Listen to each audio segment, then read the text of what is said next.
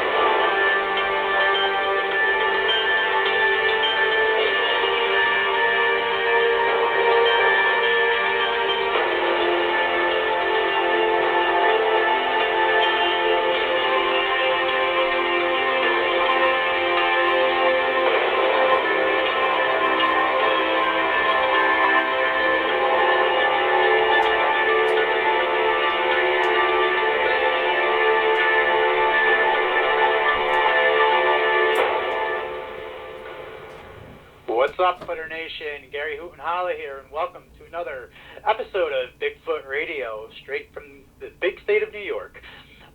This is going to be a really cool show, all right? We have a special guest with us tonight, and she's going to talk about her encounters and the research that she's done down in the southern part of New York. So we're super stoked to talk to her and basically learn some more about, Bigfoot in New York. The reason that, I started this show was, to have people call in. But basically, I want everyday people that witness these things, that, have their encounters in the woods, to tell their stories, tell about the research that they're doing, and really explore all these different avenues when it comes to the subject of Bigfoot. And, we're very blessed to be able to travel around basically the country doing this kind of work. But we're from Albany, we're from New York. Like, what's this kind of do things in our backyard? So tonight's show is going to be cool, and we're back down in southern New York. So last week we talked about the Catskills, and we're still down in that area. Okay, not so much the Catskills, but we are down in southern New York. All right. I always get amped up listening to that song. It's really cool. That song is actually called Everest, and it was really cool because, May 1st in 1963, Jim Whittaker, a climber from Seattle, was the first American to summit Everest. So it kind of goes well with, the whole hiking theme is, I'm an avid hiker and things like that. So let's get the show started. So let's do clerical first. So we have a couple events coming up that, that we talked about, and we'll talk about them again. On June 2nd, all right, I'm actually going to be a guest speaker. It's called the Free Spirit Expo, all right. My parent team, the Tri-City New York Paranormal Society, you'll hear me talk about them here and there. That's my parent team to the New York Bigfoot Society. We'll be down there doing a vendor table, and it's a holistics type fair, an expo, which is pretty cool. It's totally different. If you're into those kind of things, Reiki healers and, energy shamans and a paranormal team like us, we'll be there to, talk and things like that. I'm going to be a guest speaker talking about all things paranormal, called The Cause, The Focus, and The Truth. As on my paranormal team, that is our motto. All right, I'm all about the cause, the focus, and trying to find the truth. And I'm the same way with Bigfooting. Now, they want me to talk paranormal stuff, which I will, but I will be talking Bigfoot also. So I will throw in some Bigfoot stuff there because I always like to. And since I'm speaking, I can do, I guess, what I want. So come down and visit us. It'll be a cool time. It's free of charge to get in. I don't know for this talks and things like that, if there's any extra charge. I have no idea with that stuff. I just know that I have to be there. We'll be there from 10 to 6, all right? It goes 10 to 8, but I plan on leaving probably around 6 because we have to get back. It's a 2-hour drive.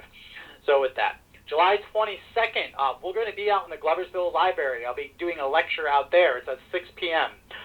We'll be talking all things Bigfoot, all right? So out at the Gloversville Library, we'll be talking all things Bigfoot. Come on out. Let's talk. Our last lecture was great. I always love meeting new people, talking Bigfoot, talking site reports, things like that. It's really nice just meeting everybody. We're trying to get out a lot more in the general public to meet with y'all. So July 22nd at the Gloversville Library. Once again, the ambassadors, I thank you so much. The ambassador program is now up and going. So if you are interested in being an ambassador, feel free to message me on the Facebook Bigfoot page.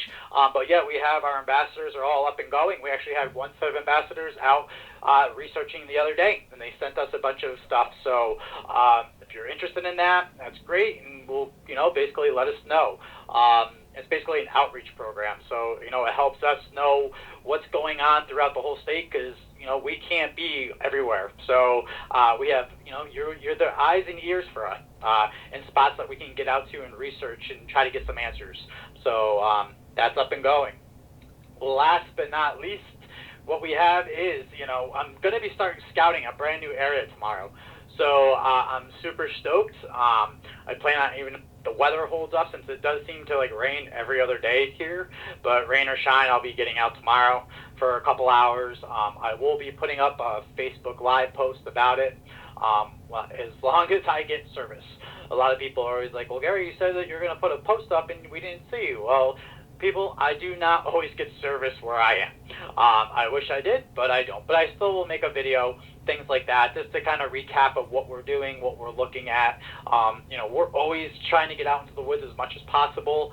But unfortunately, real life at times doesn't always allow us to do that. This isn't our full-time job, but in the same sense, we try to get out there and try to get some answers for you all. So that's kind of what we're going to be doing. Now, I can say that I will be scouting the Upper Catskill region, so I'm heading down to that area, which is basically, like I said the last show, it's a lot closer than going all the way up into the Adirondacks for me. So we will be heading down there. Now, the sighting reports go from multiple sightings by people that live there, possible Bigfoots going into their backyard areas, ravaging bird feeders, and I was like, well, are you sure this isn't a bear? Upon looking at tracks and seeing pictures of tracks, it definitely does not look bearish, but I will not say one way or another until I'm there for myself to see if it's not a bear double step. As we sometimes know, bears make a double step as they bring in their back leg to their front leg, which then makes a huge track. I get the pictures of people that think that they're looking at Sasquatch tracks, and really, in real life, it's just a bear double step. So we'll check it out and see what's what, but like I say, I'm super stoked just to get back out in the field, walk around in the woods a little bit, and get back out in the fresh air, even though I probably will get wet. All right, and big thing that we're starting to do now, so many people, have come to me and, keep with their claims, with their, sighting reports, and I thank you. I can't thank you enough. Like I say, for a lot of people, this is a hard subject to talk about, but we thank you for, coming to us, and we are starting to get out to these areas now to go out in the woods with you to, check these areas that you had your sighting reports throughout the whole state. It's a slow process because we have to travel all over the state, but we are now setting up all those investigations. We will have investigation reports, we'll have video, we'll have, radio shows about them. So I'm excited for the summer. We have a lot going on this summer as far as research, and we're, ramping it up big time. So I'm super stoked. So that's basically what we're doing right now. That's the big thing that we're doing.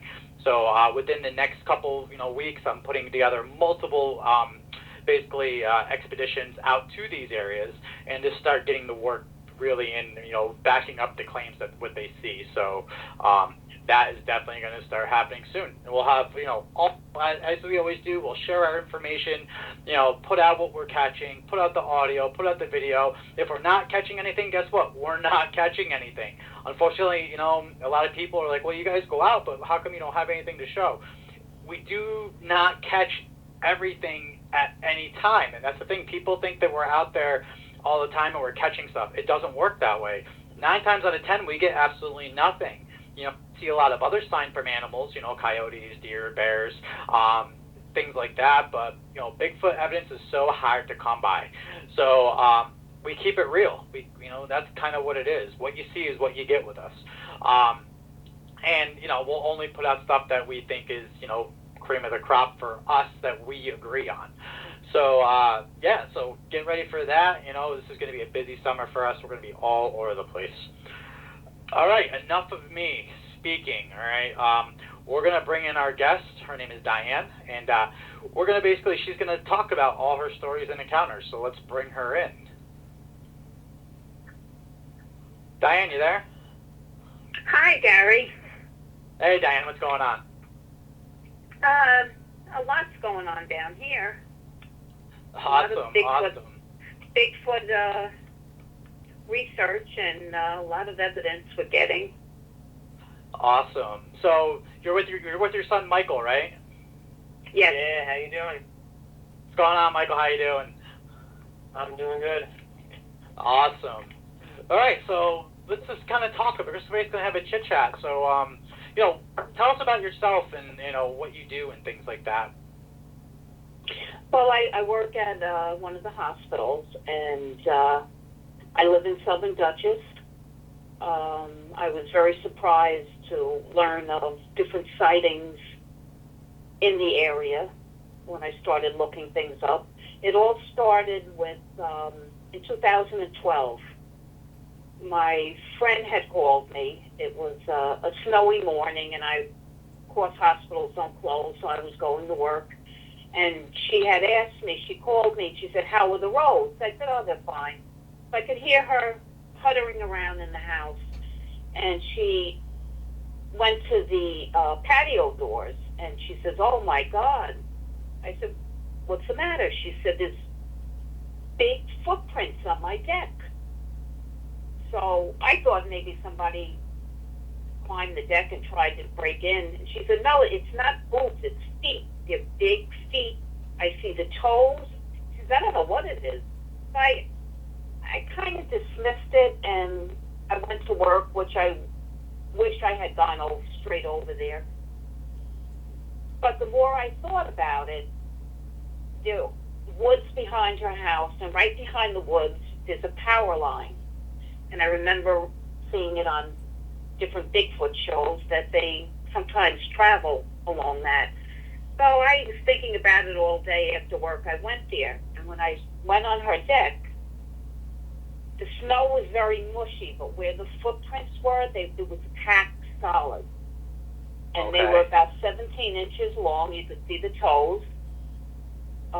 Whatever it was, jumped up from the corner of her deck over to the patio door. Okay. Did not come up the steps. It was a very small area, so the footprints were kind of close together. So I was still puzzled by it, and I really didn't think Bigfoot was in New York. But yeah, I said, well, yeah, it's insane.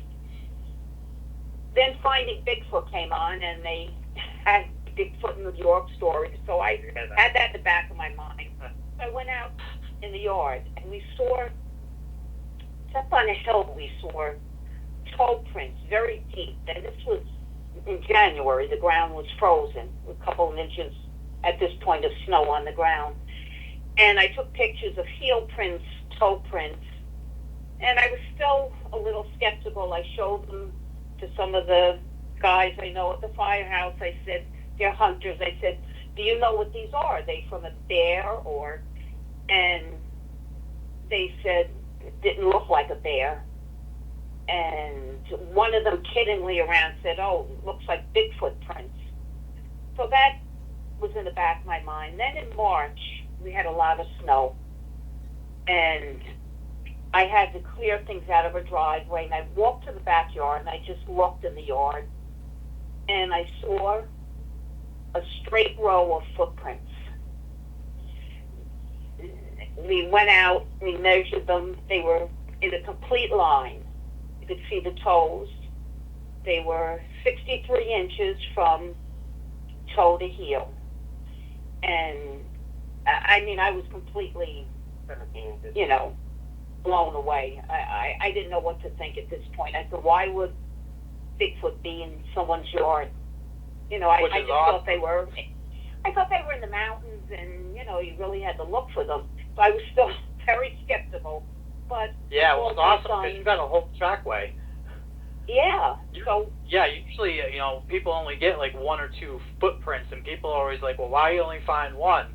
And here they are walking through, and we're finding one print, but we're not finding multiple prints. You can go on and on thinking about why, the reasons why, but you legit have a full trackway that you could basically follow. Oh yeah. Through the yard and into the woods about, I'd say. Yeah, that's awesome. We went in about a half a mile at least, and so we called my son up, and I said, can you bring, measuring tape, and I don't know what this is. So they not really believed in Bigfoot, but when they saw that, they didn't know what to make of it. The prints were probably about 2.5 inches deep. When we walked on the snow, I mean, you can just see the pattern of our boots, basically. We didn't really sink into the snow. We followed. It went along trees. It looked like it went from tree to tree. And at one point, I noticed this one tree. It looked like it was peeled back and opened. And I said, oh, that's unusual. So that was like a focal point, so I knew where I was, because everything looked different. I've never been back there in the winter. Yeah. And so we were taking pictures and measurements, and, of course, looking at the ground. So my son took 3 pictures of everything. So when I got home, I was online looking, and I was trying to find any information I can find on the peeled tree. So when I looked it up, someone had said, well, if it's a bear, they only go about 6 feet high. If it's anything much higher than that, it's not a bear. In this area, anyway. So I took one of the pictures and I cropped it with just that tree in it, because I had 2 others. So I just took this one and I just cropped it.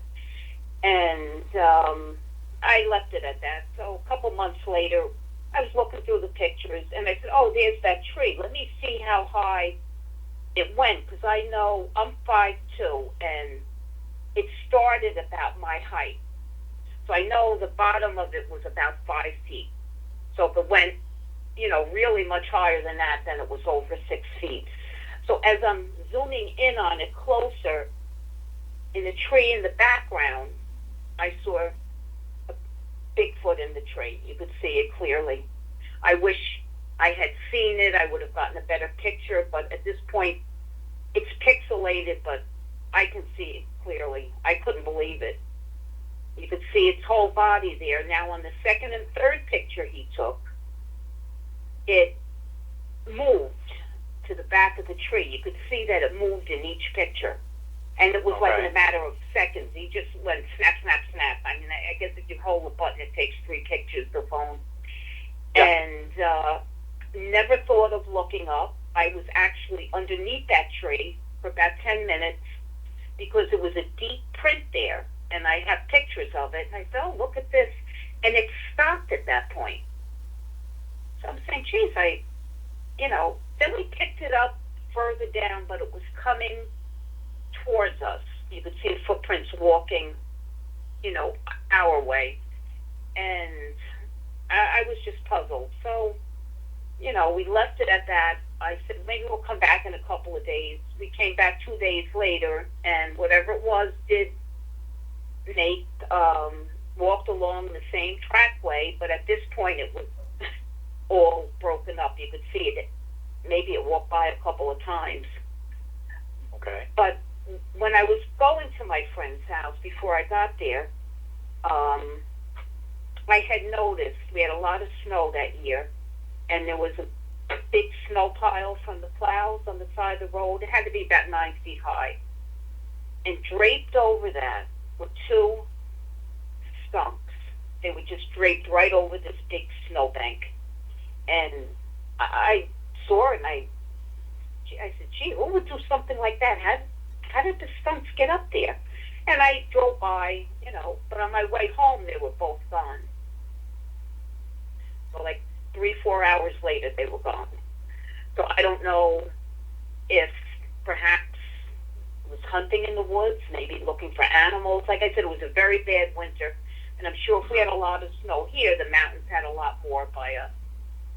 So that was my first encounter. And, I kept my mind open after that. I met several researchers from the area, and, we kind of got together on different things. But my friend continued to have footprints. We found a handprint on her patio door one time. So I guess they are around rural areas, which I just found, really surprising. And I mean, I was happy because it was something I could research and look into. So from that point, it continued until she moved. She moved away, and I was disappointed. I said, I don't know what I'm going to do now. So we have a lot of walking trails by us. So I started just walking on the trails. I would go off the trail a little bit, and this one area I saw tree structures that I have seen on websites and on Facebook, different people I follow, and I was saying, oh, maybe they're around here. Now, this was about 3 miles from the original sighting. Okay.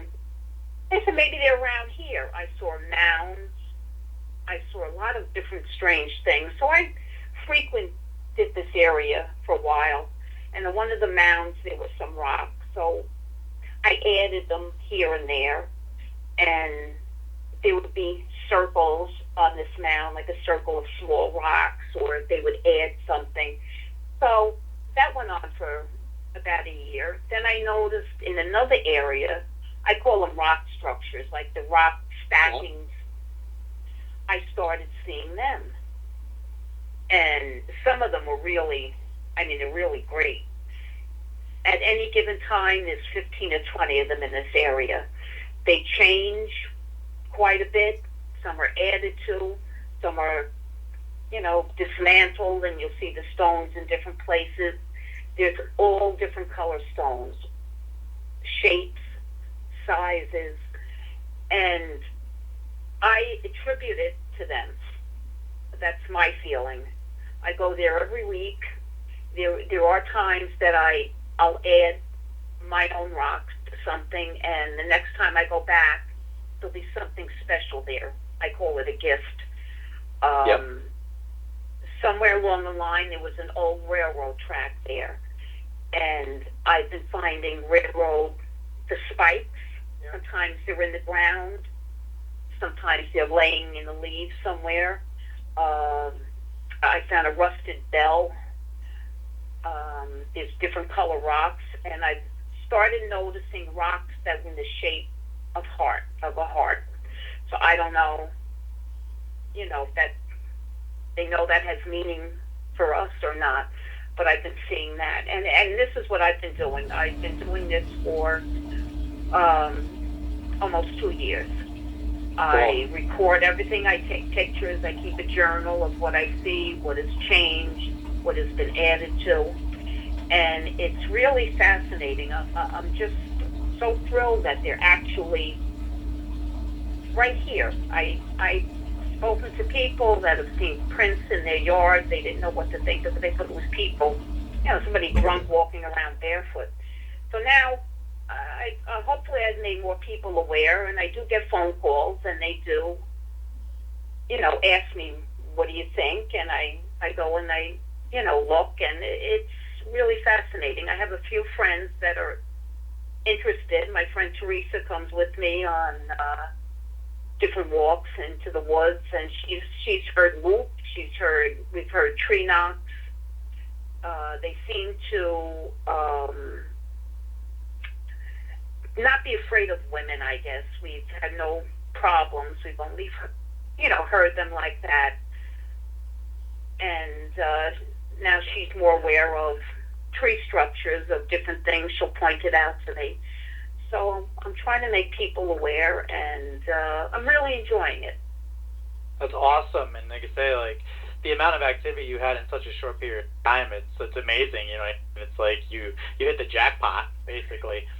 And you said a lot of things that that make sense to me as a researcher also, because we notice the same things and the same type of things in different areas. It's awesome that you just brought up how they are different with women than they are with men. Michael, I'm going to bring you in for a second. Do you ever notice like when you have any kind of encounter stuff, is it different with you than it would be for your mom? Okay. Yeah, certainly. Well, tell us about it. Well, we were up in an undisclosed location, but it was in Dutchess County. Yeah. And we had like a parabolic mic.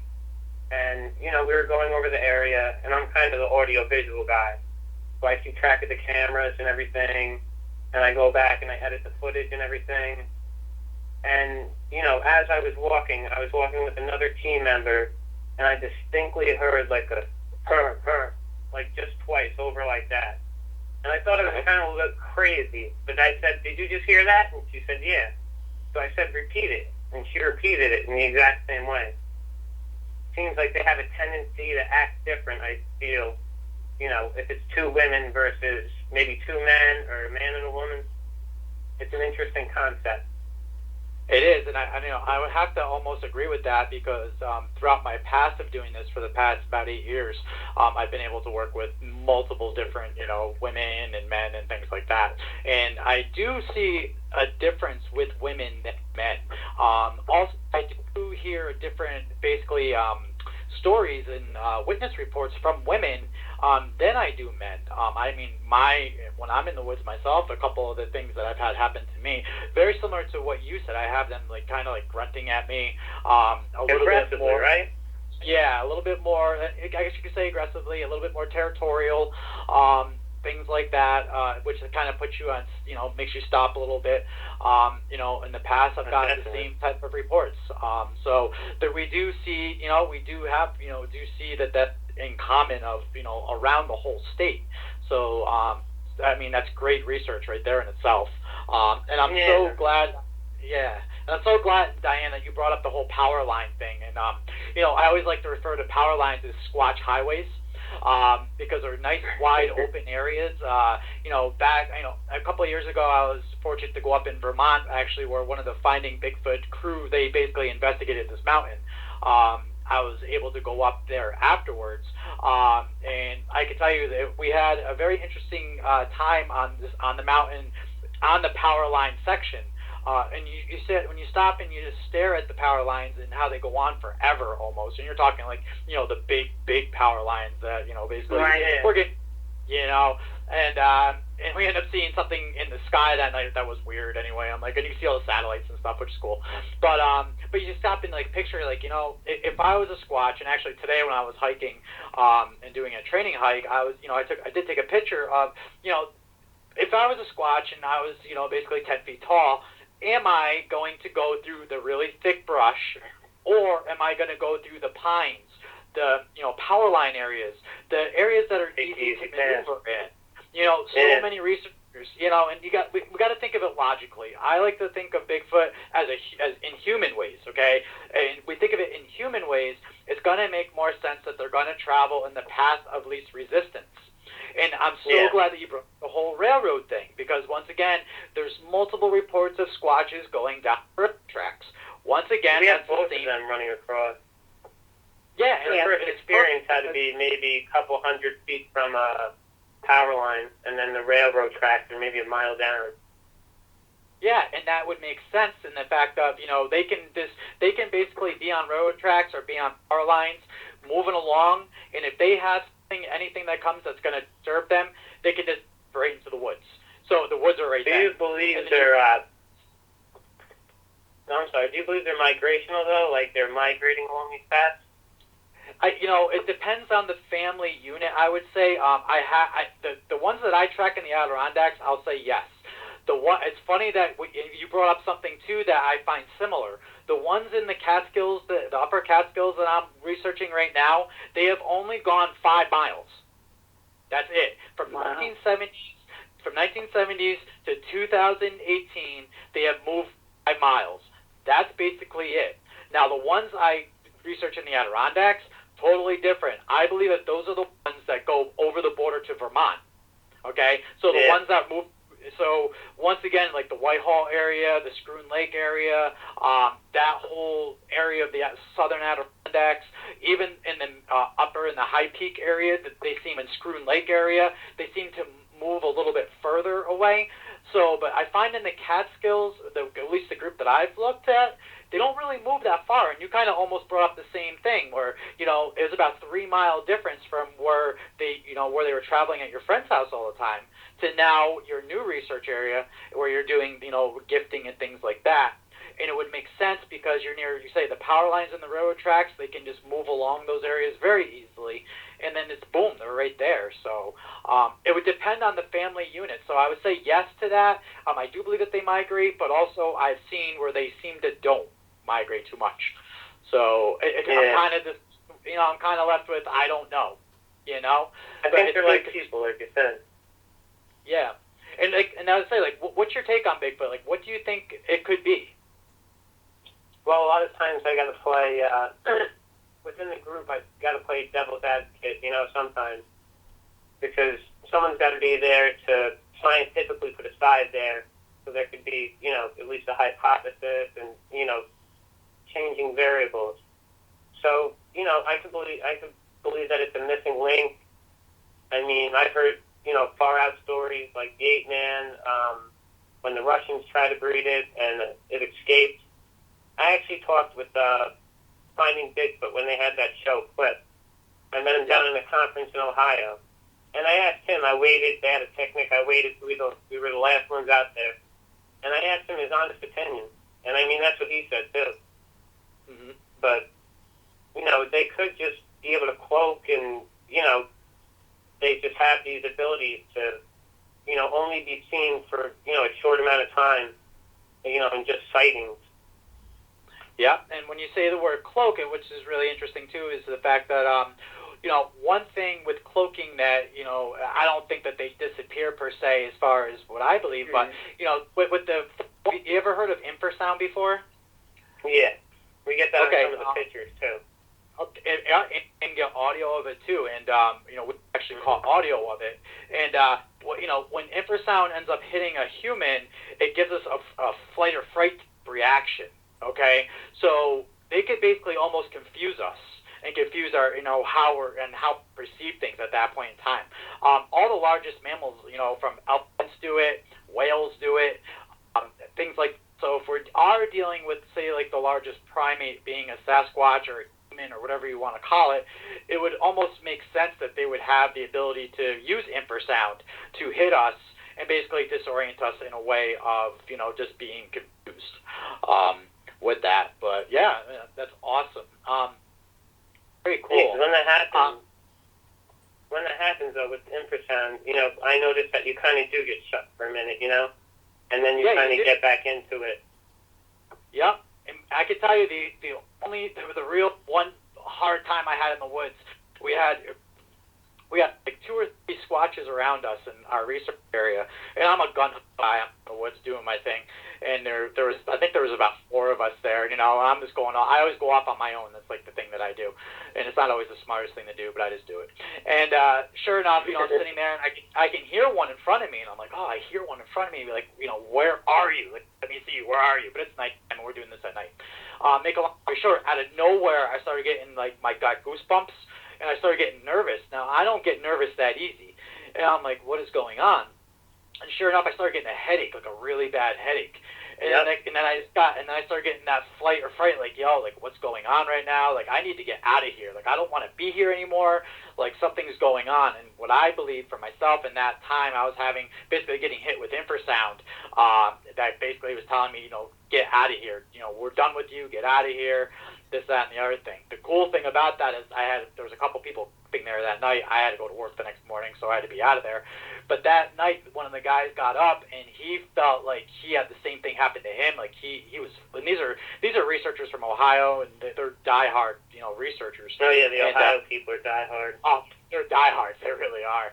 I mean, I love them. They know what they're. Once again, they know what they're doing too. It's nice. It's just nice to talk to those people.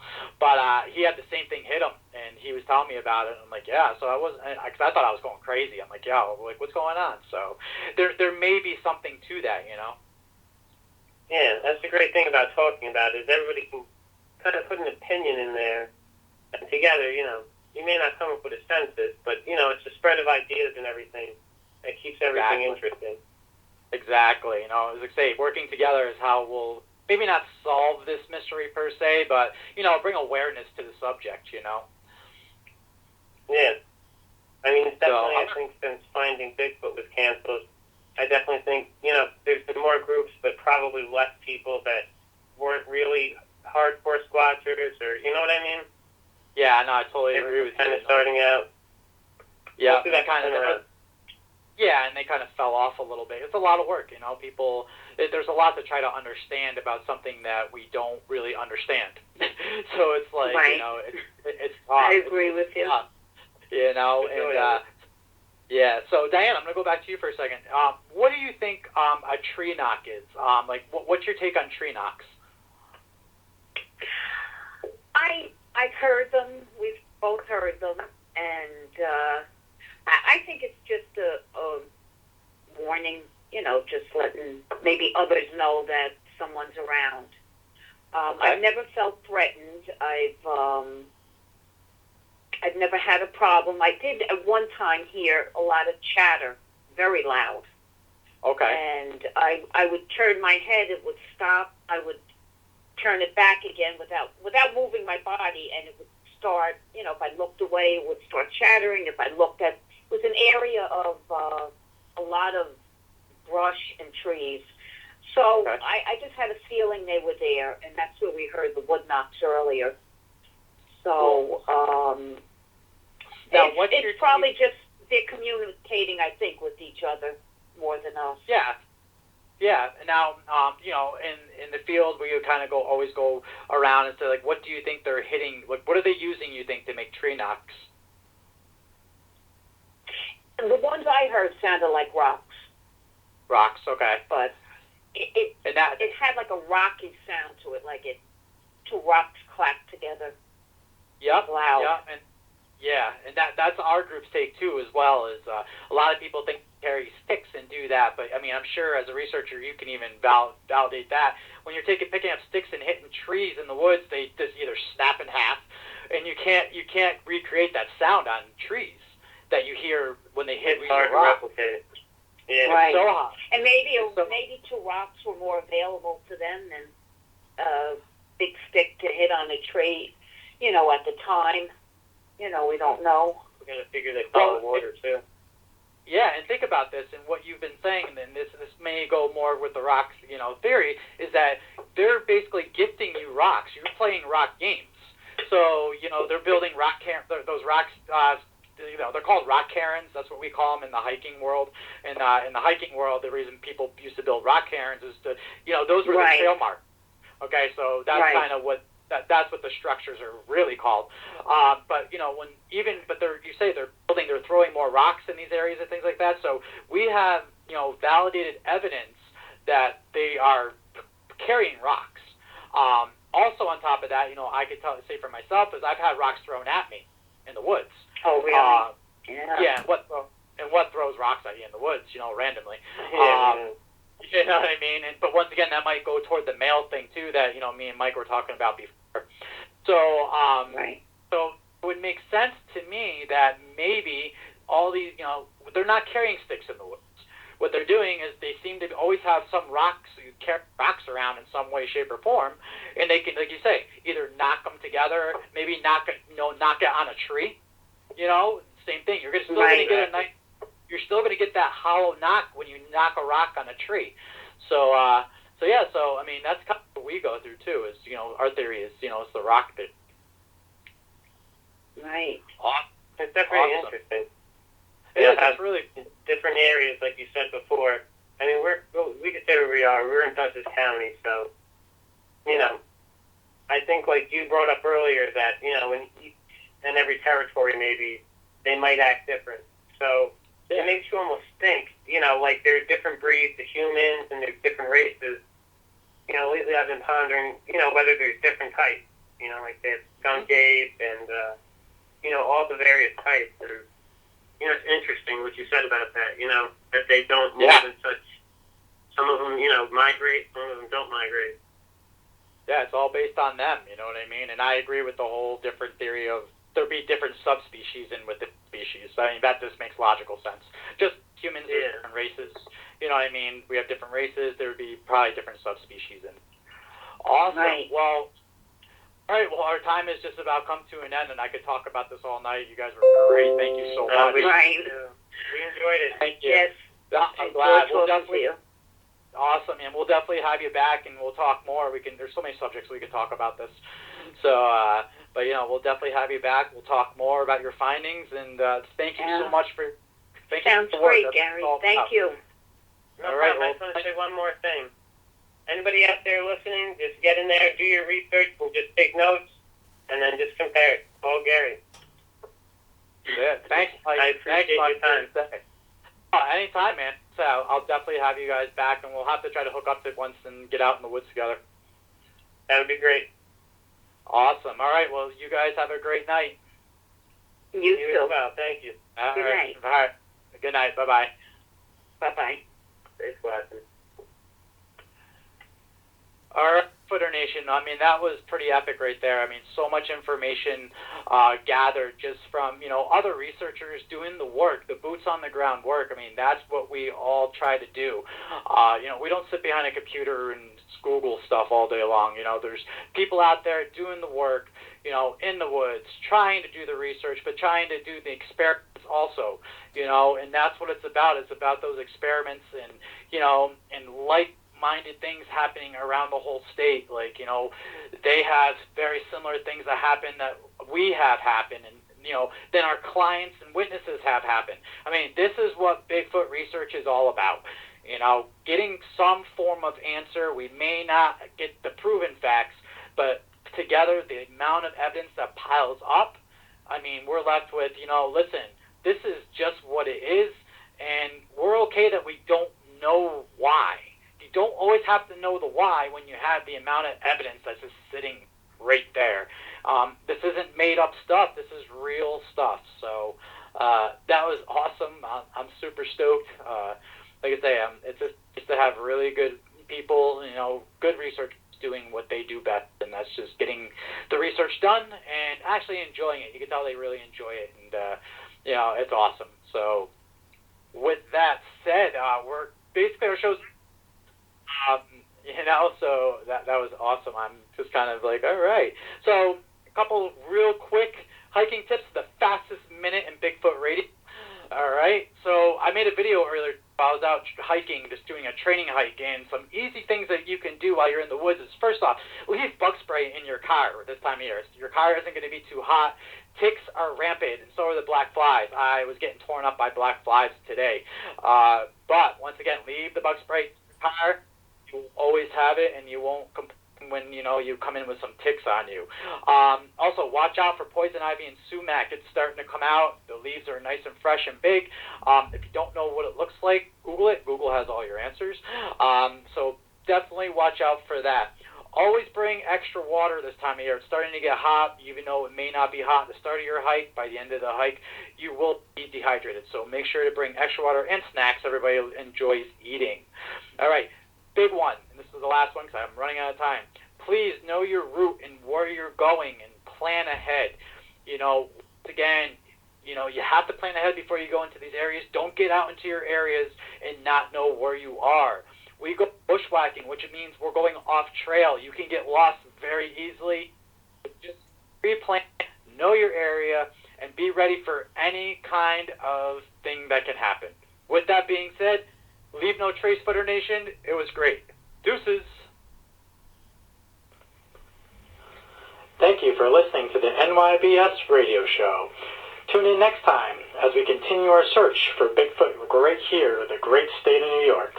Until next time, friends, keep it squatchy, and we'll see you out on the trail.